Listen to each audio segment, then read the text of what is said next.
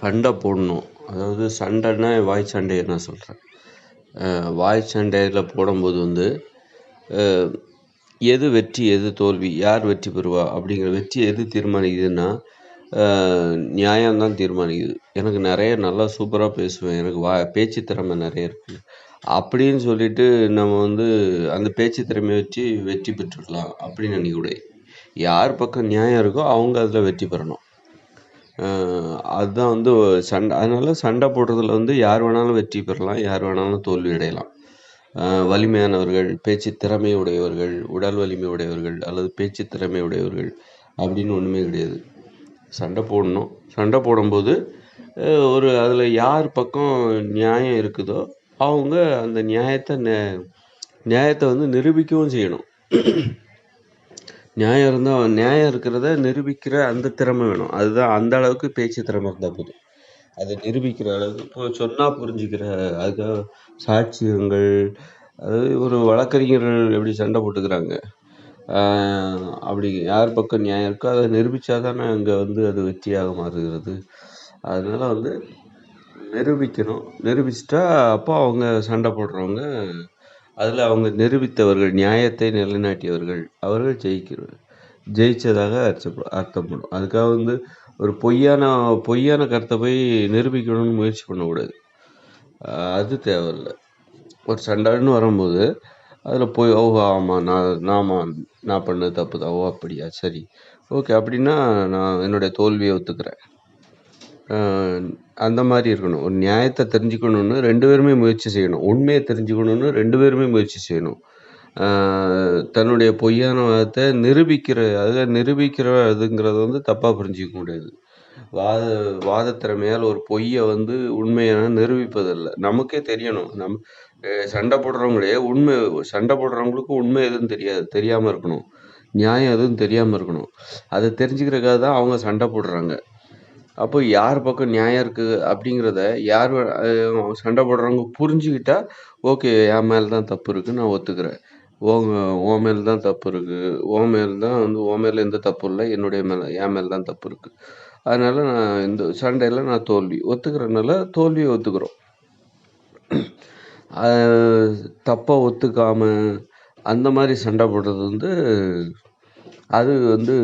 அது அப்படிப்பட்ட சண்டைகள் தான் மிகப்பெரிய மோசமான சண்டைகளாக அது மாறுகிறது. இப்போ அல்லது உறவு முறைக்கு அப்புறம் பகைமை ஏற்படுதல் அப்படின்னு சொல்லிட்டு அது நீ ஒரு ஈகோ, நானா நீயா அப்படின்ற மாதிரி, நான் என்னுடைய தோல்வியை நான் உங்ககிட்ட ஒத்துக்க மாட்டேன் அப்படின்லாம் இல்லாமல் ஒரு சண்டை போடுறோம், தப்பு யார் மேலே இருக்குது அப்படிங்கிறத 2 பேருமே தெரிஞ்சுக்கணும். சண்டை போடுறது மூலமாக தெரிஞ்சுக்கிட்டா அப்போ யார் மேலே தப்பு இருக்கோ அவங்க அதை ஒத்துக்கிட்டு தோல்வியை ஒத்துக்கிறாங்க. அப்போ அந்த சண்டையில் அவங்க தோல்வி அடைஞ்சிடுறாங்க. தோல்வியை ஒத்துக்கிட்டு அவங்க வெற்றி அடைஞ்ச ஒரு வெற்றியும் அங்கே அப்படி தான் தீர்மானிக்கப்படுது. நியாயம்தான் வெற்றியை தீர்மானிக்குது. இதுதான் வந்து சண்டை போடுறதுக்கான அடிப்படையே. அப்போ அப்படின்னா நம்ம சண்டை போடுறதுல நமக்கு எந்த தயக்கமும் இல்லை. நாகரிகமாகவும் சண்டை போடலாம். சண்டை போடுறது வந்து ரொம்ப நல்லாவும் இருக்கும். அப்போ அடிக்கடி நம்ம சண்டை போடலாம். மென்மையாகவும் இருக்கணும். அதாவது அதே நேரத்தில் சண்டை போடும்போது கெட்ட வார்த்தைகள்லாம் பயன்படுத்தக்கூடாது. இதெல்லாம் வந்து தப்பை ஒத்துக்காமல் சண்டை போடுறதுங்கிறது ஒரு அறிவுபூர்வமான ஒரு அணுகுமுறை. சண்டை போடணும். அந்த சண்டை போட்டால் தான் வாழ்க்கை உணர்வுபூர்வமாக இருக்கணும். அப்படி சண்டை போடும்போது 2 பேருக்குமே வந்து ஒரு பிரச்சனைன்னு வரும்போது நமக்கு வந்து இதில் ஏதோ ஒரு பிரச்சனை இருக்குது, இதில் யார் மேலே தப்புன்னு தெரில, இப்போதைக்கு அவர் மேலே எனக்கு தப்புன்னு தோணுது. அப்போ அவர் மேலே குற்றச்சாட்டு வைக்கும்போது அவருக்கும் கோபம் வருது, அவரும் தன்னுடைய வாதத்தை முன் வைக்கிறாரு.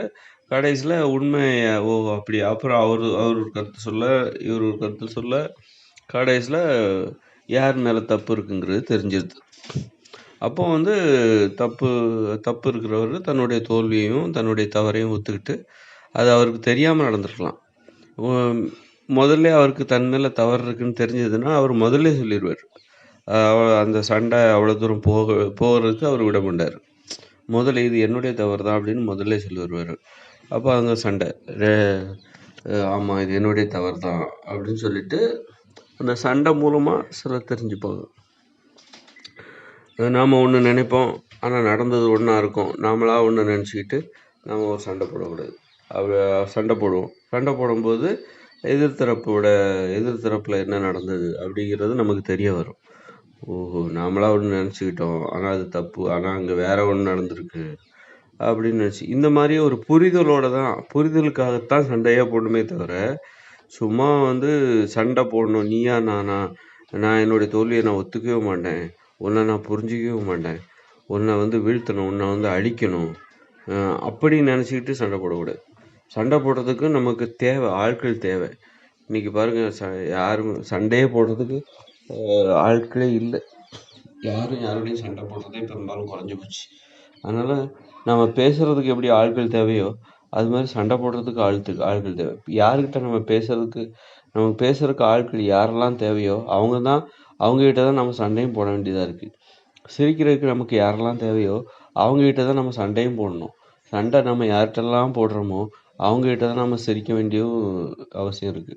அதனால நமக்கு வந்து இது அம்மா அப்பாங்கிறதெல்லாம் எப்படி பெற்றோர்கள் வந்து ஒருத்தர் தான் இருப்பாங்க அப்படின்ற மாதிரி ஒரு பெற்றோர்கள் ஒருவர் தான் இருப்பாங்க. அம்மா ஒருத்தங்க தான் இருப்பாங்க, அப்பா அது மாதிரி இது மாற்றிக்கிட்டே போயிட்டு, அதாவது புதுசாக வந்துக்கிட்டு அப்படியெல்லாம் கிடையாதுண்ணே. அப்போ அது மாதிரி தான் வந்து உறவு முறைங்கிறது வந்து நமக்கு வந்து கொடுக்கப்பட்டிருக்காங்க. அப்போ அவங்கள நம்ம வந்து நம்ம வாழ்க்கையில் நமக்கு சண்டைலாம் போட வேண்டியிருக்கு, சிரிக்க வேண்டியிருக்கு, நிறைய உதவிகளை நிறைய செயல்களை ஒன்றா சேர்ந்து செய்ய வேண்டியிருக்கு. அப்போது இந்த மாதிரியான ஒரு கட்டத்தில் நம்முடைய உறவு முறையை நம்ம பாதுகாத்துக்கணும். எதுக்காக நம்ம உறவு முறையை பாதுகாத்துக்கணும்? நம்ம வந்து பகிர்ந்து கொள்ள வேண்டியது இருக்குது. நிறைய பிரச்சனைகளை பேச வேண்டியிருக்கு, பகிர்ந்து கொள்ள வேண்டியிருக்கு. நம்முடைய கவலைகளை பகிர்ந்து கொள்ள வேண்டியிருக்கு. சிரிப்பு, சந்தோஷம், அப்புறம் வந்து ஒருத்தர் உதவி, அறிவை பகிர்ந்து கொள்ள வேண்டியதாக இருக்கிறது. பிரச்சனைகளில் ஒற்றுமையாக இருந்து அந்த பிரச்சனைகளை எளிதாக கடந்து வருவதற்கு நமக்கு வந்து உறவுமுறை தேவையாக இருக்கிறது. அது வந்து சண்டை போடுவதற்கும் நமக்கு ஆட்கள் தேவை. சண்டை போடணுன்னா மட்டும் போய் வேற யார்கிட்டயோ அந்நியர்கள்ட்ட போய் சண்டை போடக்கூடாது. நம்ம யார்கிட்ட சிரித்து பேசுகிறோமோ அவங்ககிட்ட தான் நம்ம சண்டையும் போடணும். அப்போ யார்கிட்ட நம்ம வந்து சண்டை போடுறோமோ அவங்ககிட்ட தான் நம்ம சிரிச்சும் பேச போகிறோங்கிறது நமக்கு தெரியணும். அப்போ தான் வந்து இந்த சண்டையில் வந்து ஒரு மென்மையான அணுகுமுறை இருக்கும். வார்த்தையை விட மாட்டாங்க. ஏன்னா நாளை பின்ன அவங்க முகத்தை பார்க்கணும். அவங்ககிட்ட தான் நம்ம வந்து பேச போகிறோம். அவங்க தான் நம்முடைய உறவினர்கள், நண்பர்கள். ஒரு நண்பர்கிட்ட தான் நம்ம சண்டையும் போடணும், உறவினர்கிட்ட தான் நம்ம சண்டையும் போடணும். சண்டை போடுறதுக்கு நமக்கு எப்போதுமே அவங்க தேவை. வாழ்நாள் முழுதும் நம்ம சண்டை போடணும். அதனால் வாழ்நாள் முழுதும் நம்மளுக்கு அவங்க தேவை. அதனால அவங்க வந்து உயிரோடு இருந்தால் தான் அவங்க மனசு துன்பப்படாமல், அல்லது அந்த உறவுமுறை நமக்கு கிடைச்சா தான் நம்ம வாழ்நாள் முழுதும் சண்டை போட முடியும். அப்படிங்கிற நோக்கத்தோடு சண்டை போடும்போது கெட்ட வார்த்தைகள்லாம் பயன்படுத்த மாட்டோம். சண்டைனால என்ன நினச்சிக்கிறாங்கன்னா அழிச்சிடணும். அப்போ அழிஞ்சு போகிறவங்க தோத்துட்டாங்க, அழிச்சவங்க ஜெயிச்சிட்டாங்க அப்படின்ற மாதிரி இந்த போர் சண்டை மாதிரி நினச்சிக்கிட்டாங்க. அதுதான் வீரம். அப்படி கிடையாது. சண்டை போடணும் அப்படின்னா சண்டை போடுற 2 பேருமே சண்டை போடுறதுக்கு நமக்கு வாழ்நாள் முழுதும் ஆட்கள் தேவை. எப்படி பேசுறதுக்கு நமக்கு ஆட்கள் தேவை. வாழ்க்கை துணை, நம்ம நிறைய துணை இருக்குது. அது மாதிரி வந்து வாழ்க்கைக்கு நமக்கு நிறைய துணைகள் தேவைப்படுது. நட்பு துணை, அப்புறம் வந்து திருமண துணை, அப்படி இப்படின்னு நிறைய துணைகள் தேவைப்படுது.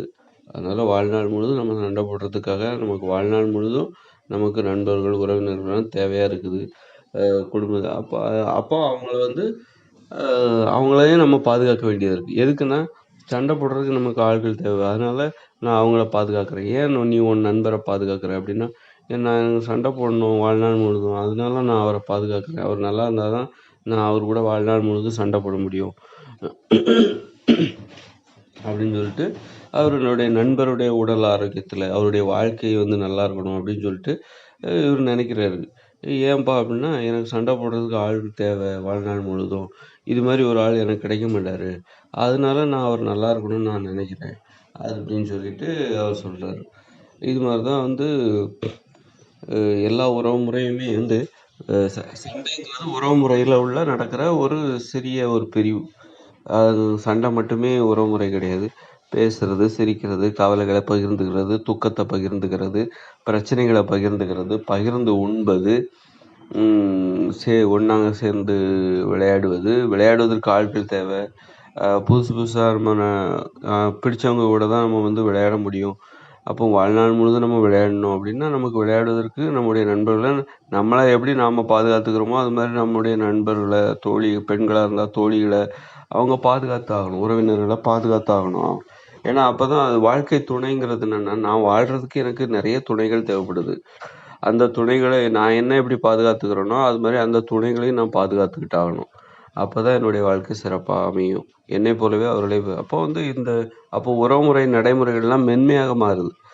சண்டையெல்லாம் வந்து சண்டை போடணும். அப்பதான் வந்து வீரம் வரும். அ ஒரு குறிப்பிட்ட ஒரு நாளைக்கு அது ஒரு தேவை. எப்படி வந்து நம்ம வந்து தினம் 3 வேளை சாப்பிட்றோமோ, அது மாரி சண்டையும் வந்து தினசரி தேவை. தினசரி உறவு முறையில் வந்து தினசரி தேவையாக இருக்கலாம், அல்லது வந்து ஒரு நாள் விட்டு ஒரு நாள் கூட நம்ம சண்டை போடணும் அப்படிங்கிற தேவை வந்து நம்ம மூளையின் செயல்பாட்டை ரொம்ப சிறப்பாக அமைத்துக் கொள்வதற்கு உதவியாக இருக்கிறது. அதனால மூளை வந்து அப்பதான் மனசு வந்து அப்பதான் வந்து சரியா செயல்படும். ஒரு தெளிவா செயல்படும். குழப்பம் இல்லாமல் செயல்படும். சண்டை போடுறது நம்ம நினைக்கிறோம் நிறைய பேர் சொல்லுவாங்க கோவப்படக்கூடாது. கோபத்தை கட்டுப்படுத்தணும்னா கோபம் வரும்போது 1லேருந்து 10 வரைக்கும் எண்ணுங்க. இல்லைன்னா கோபம் வரும்போது காதை சொரிஞ்சுக்கிட்டே இருங்க. இப்படி ஏதாவது உணர்ச்சிகளை பற்றின தவறான புரிதல், அல்லது வந்து இவங்க எந்த கோபத்தை சொல்கிறாங்க, இவங்க இவங்க சொல்கிற கோபம் இவங்க சொல்கிறது உண்மைதான், அப்போ இவங்க சொல்கிற கோபம் சண்டை போடக்கூடாதுன்னு சொல்கிறாங்க. அப்போ இவங்க சொல்கிறது உண்மைதான், அப்போ இவங்க சொல்கிற கோபம் எந்த கோபம், இவங்க சொல்கிற சண்டை எந்த சண்டை அப்படின்னா, வன்முறையை அடிப்படையாக கொண்ட கோபம், வன்முறையை அடிப்படையாக கொண்ட சண்டை, அதாவது அழிவை தருகின்ற சண்டை, அழிவை தருகின்ற கோபம், அதைத்தான் இவங்க செய்யக்கூடாதுன்னு சொல்கிறாங்க. அதை நல்லா தெளிவாக செஞ்சுக்கணும். அப்போவே நம்ம எப்படி சொல்லணும் அப்படின்னா, கோவப்படக்கூடாதுன்னு சொல்லக்கூடாது. வன்முறை அடிப்படையாக கொண்டு நீ கோவப்படாத, மென்மையாக கோவப்படு. அது மாதிரி சண்டை போடக்கூடாது அப்படின்னு பொதுவாக சொல்லக்கூடாது. வன்முறையை அடிப்படையாக கொண்டு வன்மையான சண்டையை நீ போடாதே, மென்மையான சண்டையை நீ போடு அப்படின்னு சொல்லணும். அப்போ கடவுளை கும்பிடாத அப்படின்னு சொல்லக்கூடாது.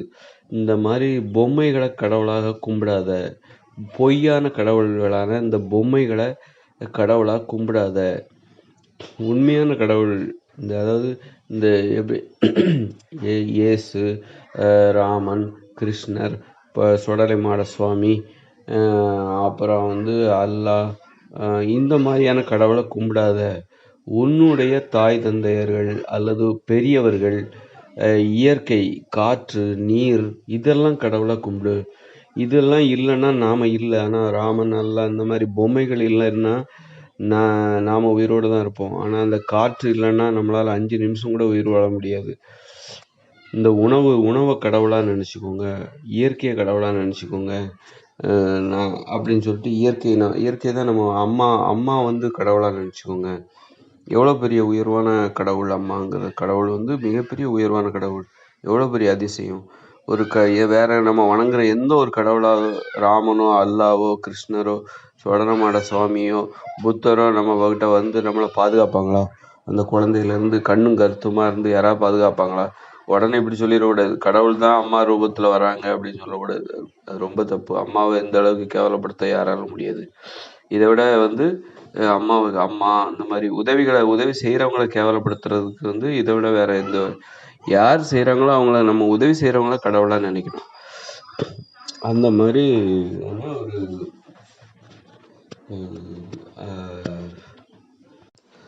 உதவி செய்கிறவங்கள கடவுளாக நினைக்கணும். சண்டை போடுறதுக்கு கூட நமக்கு உதவி தான் தேவை.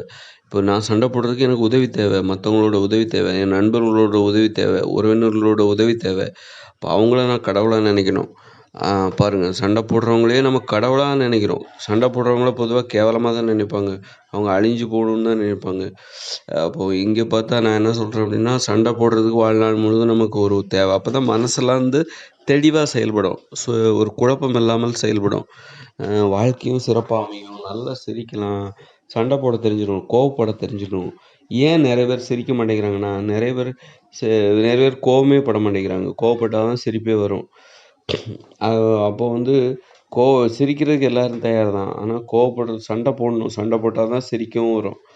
அப்போது சிரிக்கிறதுக்கு எல்லாரும் தயார் தான். ஆனால் அதே நேரத்தில் சண்டை போடுறதுக்கோ அல்லது கோவப்படுறதுக்கோ யாரும் தயாராக இல்லை. அதனால தான் வந்து சிரிப்பெல்லாம் குறைஞ்சி போச்சு.